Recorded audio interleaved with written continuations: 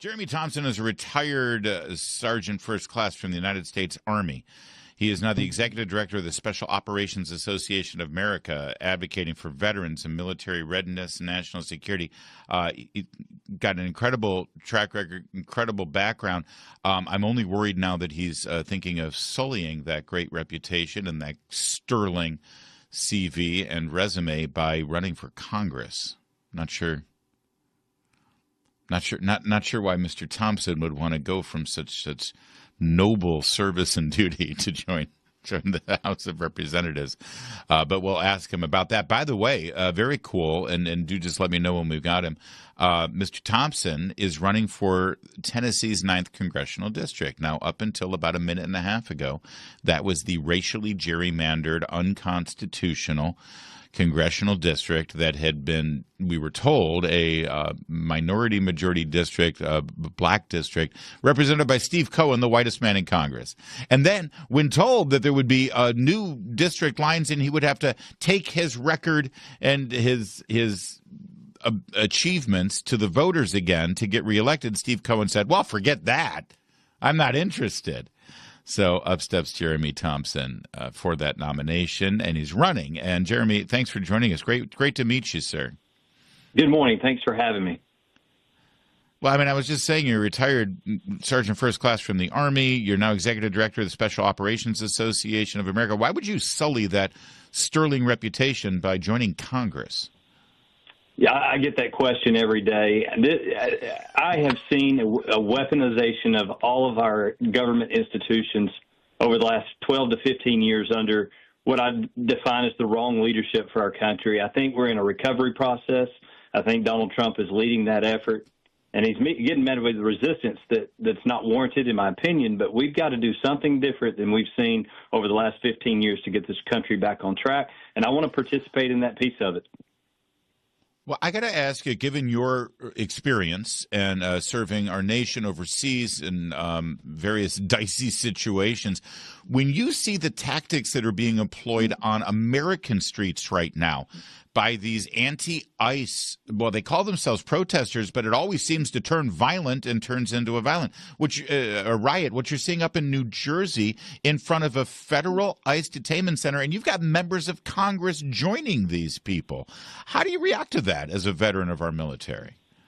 So I believe this is a major ideological shift over the last 15 years. Like I said, I think it started under President Obama, unfortunately. I think he lifted the restrictions that we had ideological to hold ourselves accountable and behave appropriately and to show love and respect for our military and law enforcement institutions across the country.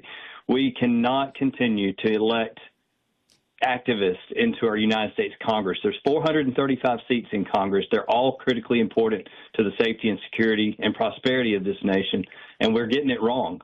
We're sending the wrong people to Congress. We're sending the wrong message from D.C. down to the streets. I've told legislators many times, if you're fighting in the halls of Congress, people are fighting in the streets. It's the wrong example. It's the wrong message. So if anything, I'd say we're getting the messaging wrong.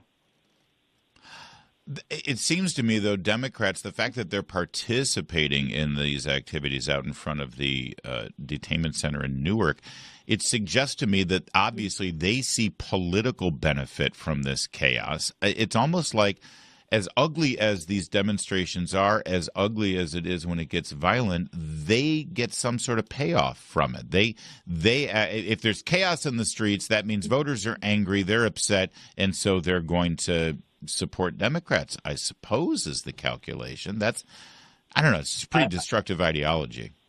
Yeah, I think it's an algebraic equation that they've done a pretty good job figuring out a good answer for. But they think if they show out on national TV and they create charades, that it monetizes their way forward, which is a very real thing.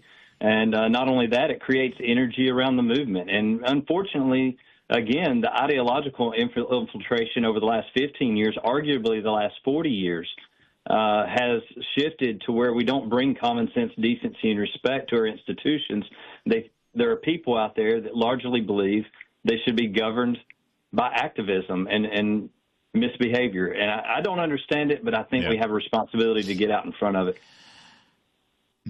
Jeremy Thompson is retired U.S. Army Sergeant First Class and now is the Executive Director of the Special Operations Association of America, where you advocate for veterans, but also national security issues in general. I'd love for you to sort of reflect on the state of the military right now and what they're engaged in, because you've got this remarkable blockade that's pretty much involving the Navy and the Marines for the most part, but then you've also got potentially activity coming down to Cuba right now. And then, of course, there's always a threat from China. Are you concerned about our readiness, and what do you think the morale is like right now in the military? I saw morale go to an all-time low over my 22-year career under what I'd say the failed leadership of the Democrat Party, both Obama and Biden. And what I'm seeing is an increase in morale, an increase in a want to serve, which I'm super excited about. Pete Hegseth is absolutely wrapping his heart and mind around this entire rebuilding of our ideological warfare within the military. We're getting the right people back in place. So, yeah, I don't have huge concerns. We're the largest superpower on the planet. We're a very strong nation, and we're going to continue to grow that and build it. As it pertains to Cuba and South America, we are having infiltrated shifts and the intelligence apparatus of our adversaries. But one of the biggest things on my mind is that the American culture has shifted into a position where we don't believe we have enemies anymore. I think that was the message sent by President Obama, President Biden, is that we don't have enemies. We can make friends with everyone. We can pay them off if we have a disagreement or if we have a rub. And that's just not true. We have to hold our enemies and allies accountable. And I think that's what President Trump has done. He surrounded himself with a brilliant set of minds in the national security apparatus, and they are systematically chiseling this thing away, all the way from what's going on in the Middle East, what's going on in Europe and South America. It's a multifaceted approach that they have a high responsibility for, and I think they're doing it with some level of precision that we haven't seen in quite some time. Jeremy Thompson, when you go talk to voters now in the newly drawn 9th Congressional District, what are their big concerns right now when they look at the state of affairs in Tennessee and when they look for solutions from Washington? So the biggest thing all of us are hearing is affordability. When you go to the gas pumps, you're paying over $5 a gallon in a lot of cases. You're paying an extraordinarily amount of money for just simple groceries. And, my family feels that as well, and I've said that already on national TV. We cannot continue to have these high prices. However, I do believe it's a temporary discomfort for a long-term result. I said the other day that we can't be focused on the next 200 days. We have to focus on the next 200 years, because we've really set our country back under some really boneheaded policies over the last 10 to 15 years. And we're in a recovery session. I think Benjamin Franklin said that if you would trade liberty for security, you don't deserve either.